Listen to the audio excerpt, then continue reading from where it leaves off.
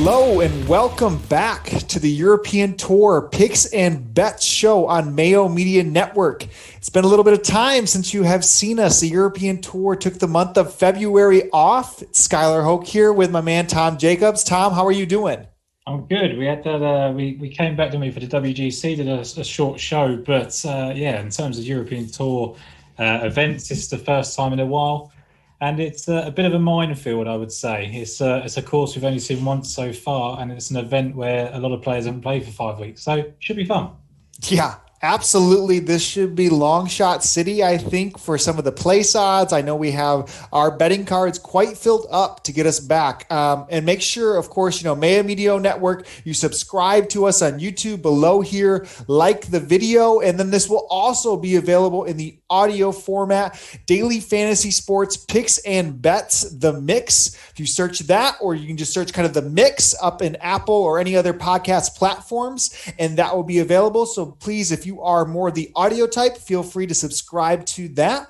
And let's get into the field this week. So Qatar Masters, Education City Golf Club, Jose Maria Olazabal nailed the pronunciation on that, designed in 2016, par 71, just over 7,300 yards. Tom, top of the board, read us off, kind of interesting up there. We have Peters coming over from the Puerto Rico Open when he was the favorite, now the favorite over here. What's sticking out top of the board for you?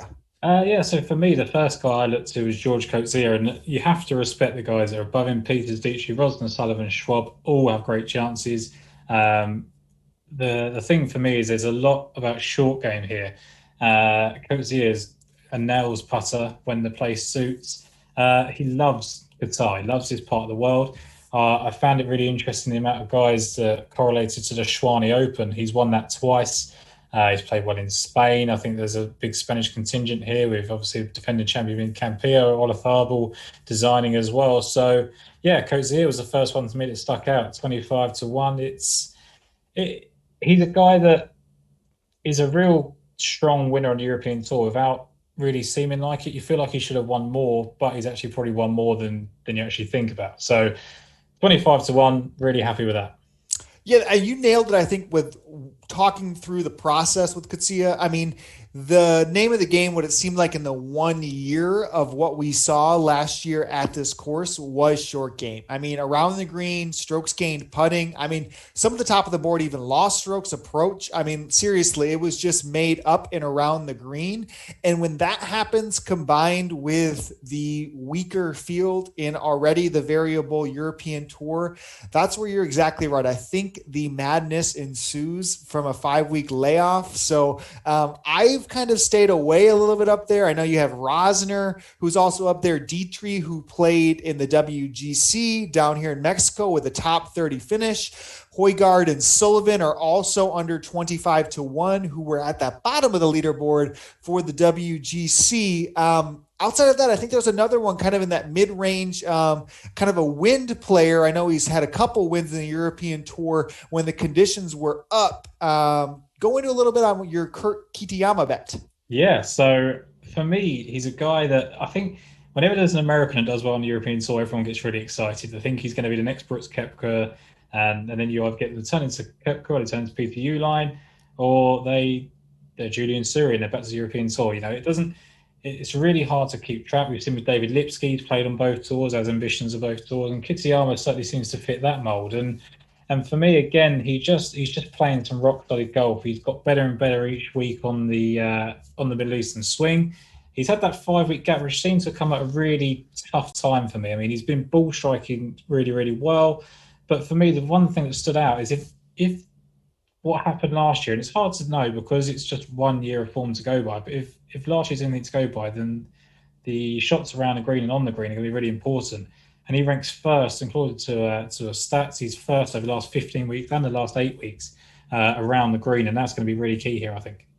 Yeah, I think that's a huge improvement of his game from year 1 to year 2. His recent stretch of short game has been spectacular. So, and I mean, I loved about Kitayama when it's a grind. I think about, I think it was his second win. He had like a quadruple bogey during the final round of his win, fought back. I mean, he got through Q school and, won Yeah. his first event, I believe, on the European tour. I mean, the guy is a winner. You'd like to see that. I mean, another guy who got through Q school that same year with 2 wins on the European tour, like Kitayama. We'll talk about him later. Hopefully, we're hinting at, you guys have gotten the clues so far every single week who that golfer will be. But I'm actually waiting even a little bit deeper down the board until I make my first move. So, Sean Crocker, outstanding ball striking. I know he's somebody kind of who was on a short list. DraftKings, their salaries have not dropped just yet. We're recording, Monday afternoon like we always do. Those prices will be out probably shortly, in addition to, the contest that we have for that. So I'm going to keep going down. Is there anybody else in the mid range that you're saying, Tom, is short list, DraftKings play, or on your betting card? Yeah, I mean, again, just on Sean Crocker, I really did like him. When you look at him, he's exactly the same price or very similar to Kitayama, and Kitayama's got those 2 wins. I mean, Crocker's got the potential, his ball striking is absolutely superb to get to that level, but Kitayama's done it, right? He's proved it, and he hits everything. So that for me kind of fit it. Chris Paisley played very well here last year, has been playing well. And if it comes to putting in a short game, he's the one, right? That's exactly what you want. And he fits the bill nicely. I think that he should get through the cut and he should be able to top 20. It's just whether he's got that winning upside. And that's actually, I'm glad you introed for me right there. That's where I do start my betting card. I'm not normally one. My process each week, and I think we've talked about this a lot, is we tend to go after golfers who lights out approach game, really good off the tee, the best ball strikers, and you hope they find a really good putting week. And like we mentioned, what we saw at Education City last year wasn't that. And so it does feel a little against what I normally go through with a process, but I'm going to rely on those that have a consistent short game over long periods of time. And that is Chris Paisley. You see him rack up birdies in bunches. You see a recent kind of spike in form, a 21st, a 7th place finish in 2 of his last 3 events, a top 10 here last year as well. So to get him at the 66s in which he opened at, he's now down to 60 on Bet365. There's some 50s here in the States. I'd even be okay with that. But, a good each way for my instances, in the States here, I would take that with a 60 or even a 50 to get a nice place of double digits for Chris Paisley. So that's for me the number one I'm going to jump on. And the thing is, as well, as like you say, you had to go against your normal process to do that. But it has to be a case by case situation. And this field, from what we know, we can only go by what we saw last year, suggests that that's what you've got to look for. And he's very good at performing at places that you don't think he will. It's something that doesn't look like it was Sue. And I spoke to Oliver Briggs, who's Julian Suri's caddy, earlier today, and I sort of said to him that there's a lot of guys that were on the field, on the leaderboard last year, that all play well in South Africa. Is that coincidence, or is that something, because Ollie lives in South Africa, I said, is that something that actually is a thing? And he said, look, it seems like it's wide fairways, but it can run off into trouble very quickly. There's shaved areas around the greens. The greens are fast. So short game should be pivotal. And I think accuracy off the tee is going to be more important than it ever has been, which might take out some of the longer hitters that we know and love. Yep. And you mentioned the South Africa link. Another golfer who I'm going to go next to on my betting card is actually a Scottish golfer who resides in Florida, yet he excels in South Africa, and it's Scott Jamieson. Scott Jamieson is an intriguing golfer to me, to say the least. Most weeks, I feel like his betting odds are a little bit lower than they should be. I'm maybe not targeting him because his approach game isn't what the best sets up for. Yet here we are lining up with some 80s out there on DraftKings Sportsbook for Scott Jamieson. 66s if you're looking for the each way with Jamieson. So for me to get those numbers at a golfer where you are seeing the links to a potential South Africa where he has excelled across his career. I love that you bring the corollary courses in often. So that, to me, I'm going to him at 80-1 to get next on my betting card. It literally might be the first time I've ever bet him and Paisley, but let's sign it up. I'm ready for it.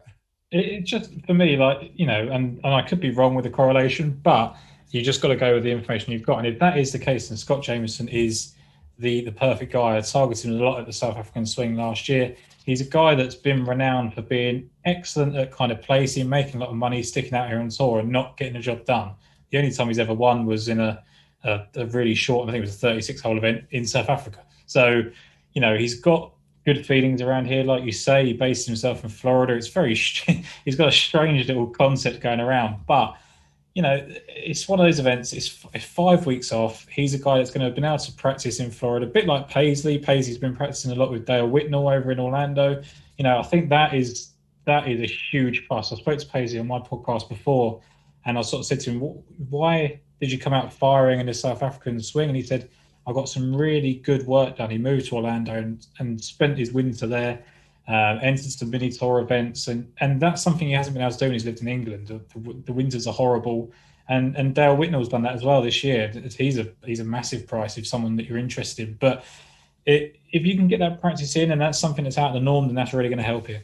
Yep. And I mean, both those golfers, I saw Jameson play on one of these smaller Florida mini tours during the layoff last summer. And then Paisley played the Big Money Golf Classic earlier this January to gear up for the tour. So yeah, these guys are getting reps elsewhere. So again, a 5-week layoff. I know Jameson's a big proponent of the rumored Florida swing for the European tour. I don't know if anyone had heard about that, but it looks like some potential future events are in question with some of the restrictions, and they could line up 3 consecutive events down here in sunny Florida. Would be a first for the European tour. So keep your eyes on that because this schedule is ever changing. So that would be an interesting wrinkle to it. But let's keep going down the board, Tom.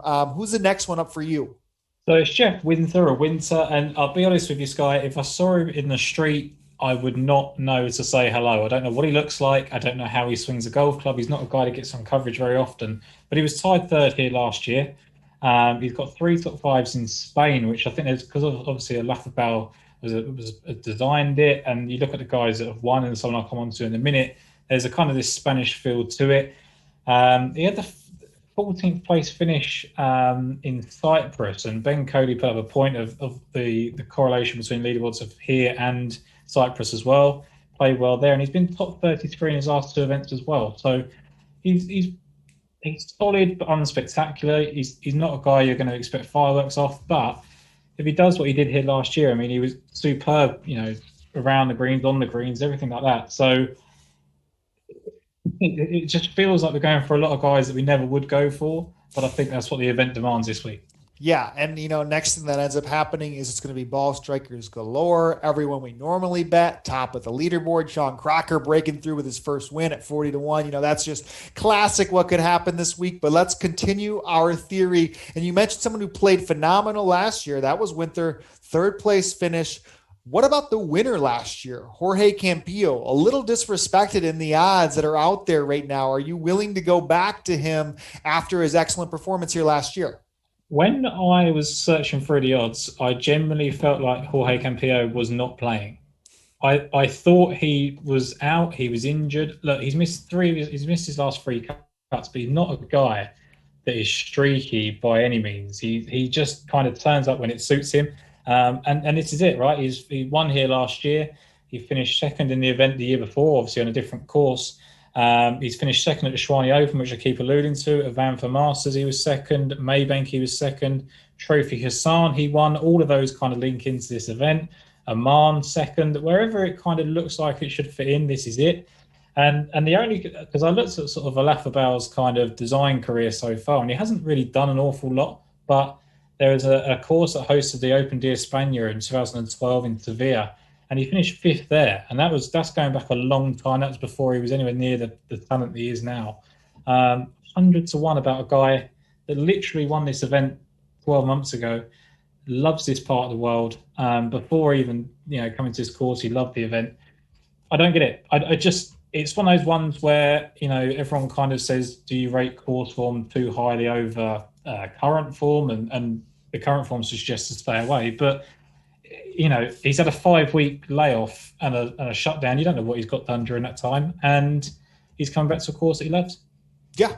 I mean, he does. I kind of relate him and Pablo, Same Larrathable guy. kind of together. I mean, it's to the point of any given week, you could wake up to them for the States and they are -7 through 9 holes. And it's like, they were triple digits. And why don't you continue going back to the well? I went into this podcast not thinking I'd be betting Campillo. You sold me on it. I mean, for triple digits on DraftKings Sportsbook, I mean, 90 to 1 on 365 with the each way.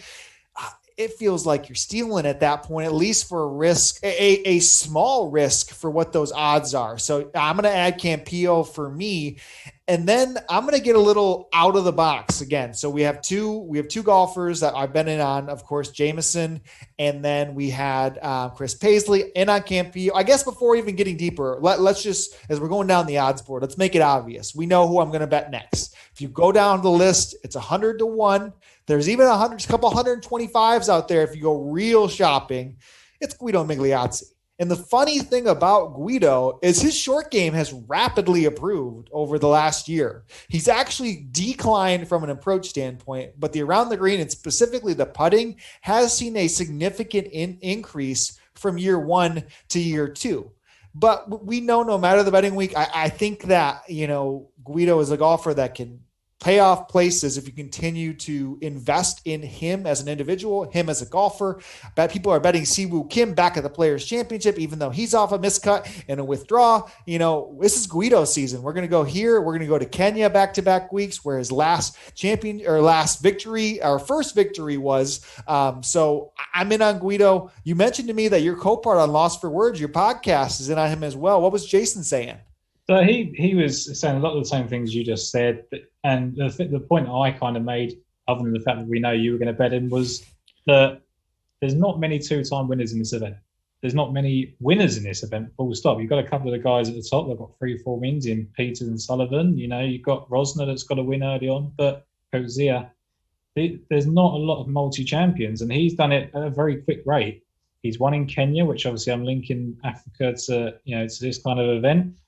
He played very well. Vanderarma, there's a Spanish link there, and for me, the two finishes you just had in the 33rd and the 44th on the swing look average, and they were average in the end. But he had one really bad final round. It was in Dubai. Shot 76, fell away, and then he shot 74 in Saudi to kind of port his chances on the weekend. You take a lot of those guys out of the field that are not going to be here. You had Patterns, you had Fleetwood, you had Finals, DJs, Perez, Westwood, all these guys in the field that are not here this week.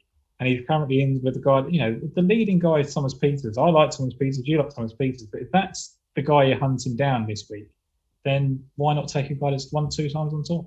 Yeah, completely agree. You're selling the rest of the world on it for me. So I appreciate you and Jason kind of leading it on for us. So yeah, Axis and I we're betting them every week. So in on Guido there. I'm going to go to the next bet on my card. And this is one of the weirdest things I've probably seen from an odds perspective in quite some time. So I might butcher this pronunciation. I might pass it to Tom to say it because I already nailed the Olafable.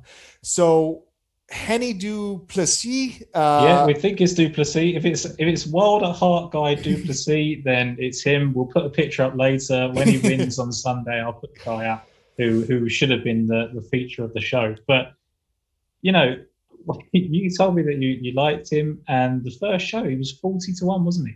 So Bet365 opened this morning, first book, early as can be. They're up there, and he opens at 40 to 1. And I came into the week thinking he was a sleeper because he's a sleeper due to South African Open, 6th place finish, Alfred Dunhill Championship, 25th, Joburg 35th. So increasing finishes and a lights out putter. So if you go in the previous 10 tournaments, so I'd look at kind of 5, 10, and then a year-long basis. So Henny has 12 laser rounds. So those events where he made the cut, he had 12 laser rounds. They had strokes gain statistics, and he was gaining over 2 strokes per round on the green during that time period. And I mean, again, I don't want to be one always just betting on a short game, but he was lights out, great finishes, and then he opens 40 to 1. And I'm like, what's going on here? They completely took away my sleeper. Maybe they forgot a 0. Was it supposed to be 400?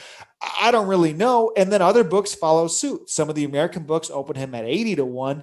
His number kind of declines a little bit, 365, 80-1. And then I believe DraftKings Sportsbook was the one that came in. Let me double check here. They came in with a 150, a much more reasonable number for where he's at. There's a 40-1 for a top five for Henny, and that to me, I'm worth chancing. And also, again, we talked about form. We talked about golfers not playing a 5-week layoff. Well, that actually isn't true for some of the guys that got to play in the Sunshine Tour last week, where Henny actually finished fifth. We're going to mention who won that event actually a little bit later, but it was a 54-hole event. He goes out in 67, 70, 70, finishes 3 strokes back. I kind of love that. He's playing a little bit of form. Some of the Burmeisters, Wilco played. Garrick Higo was in the event. So, decent guys. Jaden Trey Scaper, one of my favorite golfers, played in that event too. So decent finishes to get him 150-1, a 40-1 on the top 5. Betting on short game, I kind of love it. It feels a bit like, I can't remember which event it was now, but there was 3 or 4 events last year in South Africa. I bet Jack Blau, and it was based on his Sunshine Tour form. And people are like, he's not gonna make the jump, but he did. He was right in contention. He was poor on a final day, which is typical of someone that doesn't win. But when you looked back, when he has played the bigger events, he had played well, and we've now got a chance for Henny du Plessis to do the same. The fact it could be really underrated how important it is that he played last week. It's not a massive journey to get here. And there's going to be guys that haven't touched a club. Some guys shouldn't even have been allowed to practice because of where they live in the world. They probably have practiced, but yeah, anything could happen. I don't know an awful lot about him. The stats suggest that he might fit the profile. If you morph his actual face with the guy who's in Wild at Heart on a TV program, you'd probably get something like Happy Gilmore's caddy. But if he wins a golf tournament, we do not care what he looks like. Amen. Just cash those tickets. I am in on it. Again, we are getting out there for the betting cards because we're expecting this week to be a bit crazy. How about for you, deep down here in the odds board? Who would be next for you? Yeah, for me, now you're getting into territory where you can't be confident about anything. You're kind of looking for reasons to bet people, right? Dale Whitnell, who I mentioned, has been practicing. So I interviewed him, must have been back in September, October time, and he was in Orlando then, and he's been there ever since. He's stayed there. He's got family over there, and he's been practicing every day in the Bears Club, places like that. And he's been playing money games with Chris Paisley, and that just sharpens you up. It just changes your outlook. He's not over in England where we all can't practice golf and the most, eventful thing in golf is me getting to wear this polo shirt on the YouTube show. There's nothing going on over here. And for me, it's just take a guy that's sharpened the tools. You've gone for a guy in the Sunshine Tour. You've gone from male model Guido Migliozzi to homeless looking person, but they both play professional golf, and that's all that matters. It's hard to get excited about anyone down this range. David Drysdale was toe to toe with Campia, wasn't he, last year? But there's a reason he's played so many events and had so little wins. So it's really hard to see. I know you've got another guy here that you kind of like, but it's a tough event. No, it absolutely is. And again, it's going to be chaos. I'm sure on DraftKings, 6 of 6% will be pretty low. It's going to be tough to get your guys all playing the weekend. We mentioned recent form, and I also think we all have golf stories through our genesis of golf handicapping throughout our lives. And this guy holds actually a pretty hated part of my heart. Reese Enoch. Okay, I'm going to take you back here. So it would have been 2019 or 2018 Cape Town Open. I have a golfer by the name of Peter Karmas, a guy I have never heard of in my life. I'm just betting on, the Sunshine Tour. I'm starting to get into spreadsheets. Things are going on.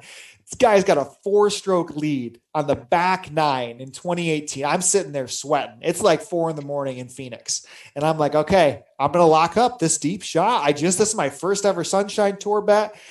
Wouldn't you know, old Reese Enoch took advantage of Peter Karmas. I believe he probably bogeyed 3 of the last 4 holes, loses by 1, which was a sure thing. Enoch gets out there, nails his first professional win. And I'm not sure I went back to betting the Sunshine Tour ever again. And until this moment, Reese Enoch can gain it back for me. He's coming off a victory last week, once again on the Sunshine Tour, Kit Kat Pro-Am, like we mentioned. So that was the actually another splendid finish by him. I believe he birdied 3 of the last 4 holes to take advantage of Luke Brown kind of folding on the back 9 there. But again, Enoch comes in. Now he goes over to this event with a win, just the last week. And if you look at the way he has played his events on the European Tour, which isn't a ton. So if you go into Enoch over the last year, he has played actually 38 laser rounds. And if you went into the putting statistics,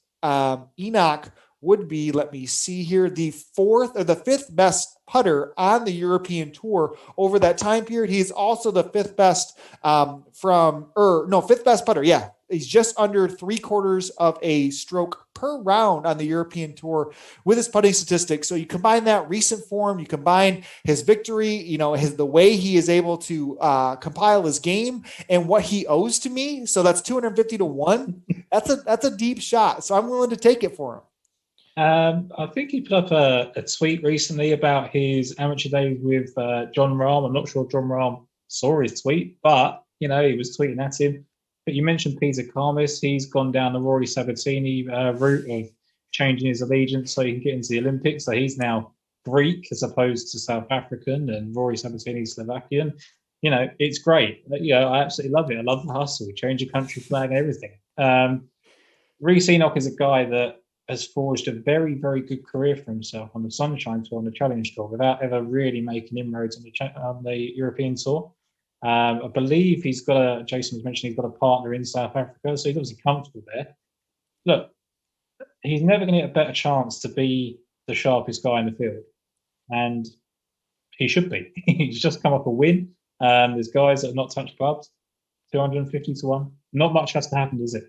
No. I mean, it's a heck of an each way odds for that too. And again, we could go deep into the board and try to talk ourselves into all these golfers based off of links and based off of things that we could potentially see off it. But we're kind of getting a little short game action here, and hopefully those putters stay hot for these guys and we see a replica of what happened last year at Education City. So let's review. Can you go through your card one more time for us, Tom, as we close out? Yeah, so I've got George Coetzee, very happy and comfortable with him at 25 to 1. Kurt Kitayama, 33 to 1. Sean Crocker was someone I like. I think that in terms of DraftKings, you're looking for solid guys. I think he's going to ball strike his way around here. It's just whether he gets to win equity. And Jorge Campillo is my favourite bet of the week by far, just ahead of Jeff Winter, who I don't know who it looks like. So hopefully, if he gets the job done, he was 3rd here last year. That's all he needs to do for us to look good in DraftKings and for the each way. So that's where I am this week. Yep. So you suckered me into Campillo. I'm not willing to be here and say your favorite bet of the week and not hop on board. I always leave myself a spot for your analysis that you do. Yeah, of course. But so I'm going with Chris Paisley. There was some 60s, 66s out there on him. Scott Jameson, 80 to 1. If you get that best one, Campillo, like we mentioned, Guido, hundreds for Guido. And then we're getting deep. I can't believe I have to pronounce the last name again. Henny Duplessis for 150 to 1. Again, make sure you shop that number for him. Do not bet him at 40 to 1. I'm not recommending that. If any of the books, just copy the opening lines. 150s are out there for Henny. And then Reece Enoch, 250 to 1. We're going to get some bombs for those each ways with those guys, paying out, 5-6 places, depending where you play. But so that closes us out. Again, this is another week of the European Tour picks and bets on the Mayo Media Network. You can find me on Twitter at SkyHook DFS. Tom, where can they find you? Yeah, so it's Tom Jacobs 93 on Twitter, and the Lost Words podcast as well, and all your podcast avenues. Absolutely. So please feel free to subscribe. And again, we mentioned podcasts. You can find us, just Google or search whatever podcast platform that you utilize. Google The Mix, Daily Fantasy Sports Picks and Bets. You can find us on there in audio format as well. All right, Tom, let's find us a winner on the European Tour. Good luck, everybody. Let's do it.